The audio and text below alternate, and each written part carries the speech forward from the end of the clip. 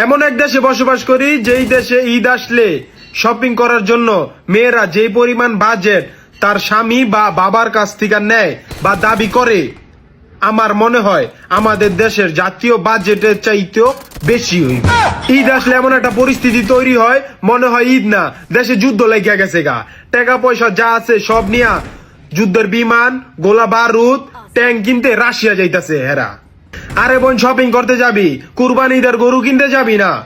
রোজার খবর নাই, নামাজের খবর নাই, পর্দার খবর নাই, রমজান যে সিয়াম সাধনার মাস এর খবর নাই।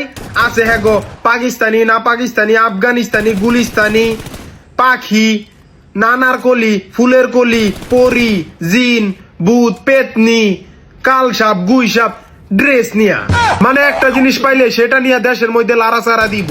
ওই কিরে, ওই কিরে, ওই কিরে, মধু মধু, রসমালাই রসমালাই।